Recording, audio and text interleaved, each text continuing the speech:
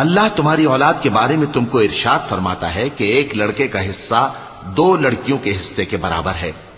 اور اگر اولاد میت صرف لڑکیاں ہی ہوں یعنی 2 یا 2 سے زیادہ تو کل ترکے میں ان کا 2/3 ہے،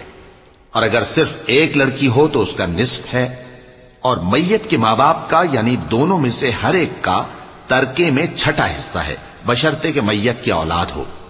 اور اگر اولاد نہ ہو اور صرف ماں باپ ہی اس کے وارث ہوں تو 1/3 ماں کا حصہ ہے، اور اگر میت کے بھائی بھی ہوں تو ماں کا 6واں حصہ ہوگا۔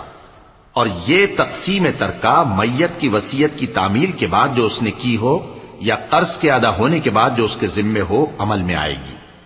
تم کو معلوم نہیں کہ تمہارے باپ دادوں اور بیٹوں اور پوتوں میں سے فائدے کے لحاظ سے کون تم سے زیادہ قریب ہے؟ یہ حصے